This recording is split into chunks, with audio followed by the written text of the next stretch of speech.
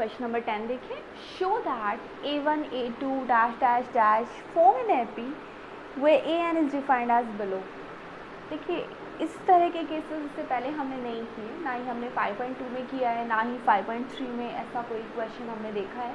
यहाँ पर ना NH टर्म गिवन है. NH टर्म गिवन है मतलब हमें AP नहीं गिवन है, हमें सिर्फ NH टर्म गिवन है. और हमें चेक करना है कि अगर आप इस NH टर्म से AP बनाते हैं या कोई प्रोग्रेसिव सीरीज़ बनाते हैं तो क्या ये एक्चुअल में AP बनेगी कि नहीं बनेगी, हमें ये प्रूव करना है. और अगर ये बनती है तो हमें फिर इसका सम भी कैलकुलेट करना है. ठीक है, ये क्वेश्चन इनकम्प्लीट नोटेड है, मैं जरा क्रॉस चेक कर लेती हूँ. हमें इसमें सम कैलकुलेट करना है 15 टर्म्स का. ईच केसेस दोनों में हमें 15 टर्म्स का कैलकुलेट करना है सम. राइट, तो अब स्टार्ट करते हैं. फर्स्ट पार्ट के लिए हमारे पास जो NH टर्म गिवन है यानी AN दैट इज़ 3 + 4n. और पहले तो हमें ये प्रूव करना है कि अगर हमारे पास ऐसी कोई NH टर्म है तो ये AP बनाती है कि नहीं बनाती है. ये कैसे पता चलेगा? देखिए अगर हमें NH टर्म पता है तो हम इसकी फर्स्ट, सेकेंड, थर्ड, फोर्थ कोई भी सक्सेसिव टर्म्स निकाल सकते हैं ना. कैसे? देखिए अगर मैं AN की जगह A1 निकालना चाहती हूँ तो मुझे क्या करना पड़ेगा?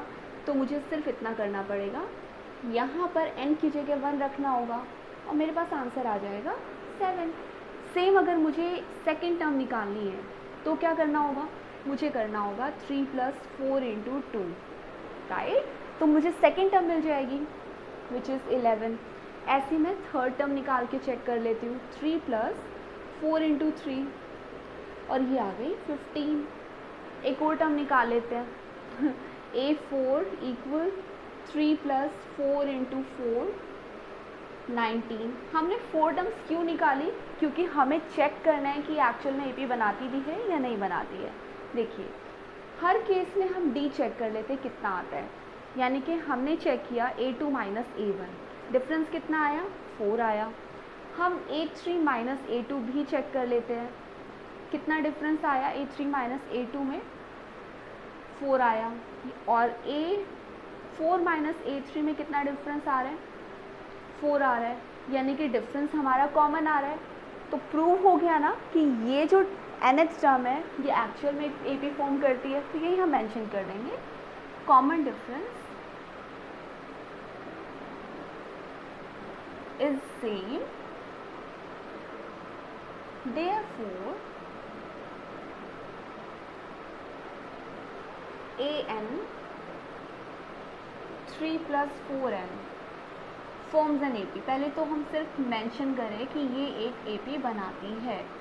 अब अगर ये प्रूव हो गया कि ये एक AP की ही NH टर्म है तो हम आसानी से कैलकुलेट कर सकते हैं A और D. यानी हमें A पहले से पता है 7 जो हमने कैलकुलेट कर लिया, हमें D भी पता है. D कितना है हमारे पास? D आ चुका है हमारे पास 4 इन ऑल द केसेस. और N कितना है? N है हमारे पास 15. ये क्वेश्चन में गिवन है कि आपको 15 टर्म्स का सम कैलकुलेट करना है. राइट, तो जब हमें 15 टर्म्स का सम कैलकुलेट करना है तो हम फॉर्मूला लगा सकते हैं Sn = n/2 2a + n - 1 × D.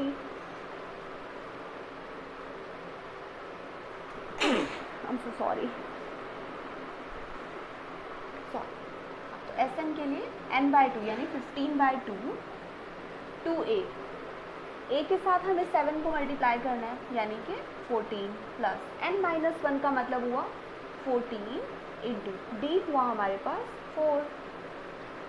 क्या क्या बचा? 15/2, अंदर क्या बचा? 14 और पीछे प्लस का साइन है. देखिए इनमें ना कभी कभी आप कैलकुलेशन में मिस्टेक करते हैं. हमें ना ये ध्यान रखना है कि ये प्लस पहले नहीं होगा, पहले मल्टीप्लाई होगा एज पर द रूल. ये दोनों मल्टीप्लाई होंगे 56, फिर आप इन दोनों को ऐड कर सकते हैं. तो कितना हमारे पास आंसर बचेगा? Sn आएगा आपका 15/2 14 + 56 यानी 70 है ना. और डिवाइड कर देंगे तो आपके पास है 35. 15 × 35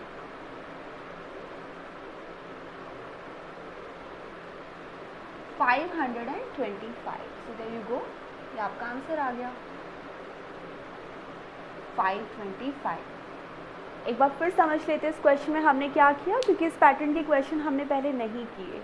यहाँ पर nth टर्म गिवन थी जिससे हमें कैलकुलेट करना था A1, A2, A3, A4, तो हमने कैलकुलेट कर लिया। हमने चेक किया कि क्या हर टर्म का डिफरेंस 4 आ रहा है।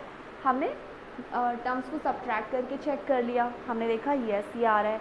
तो हमें जो ये पार्ट कहा गया ना कि शो दैट, तो ये हमने लिख दिया कि हाँ हमने शो कर दिया है कि इनका जो कॉमन डिफरेंस है वो हर सिनेरियो में सेम आ रहा है। इसका मतलब ये एक nth टर्म AP फॉर्म करती है।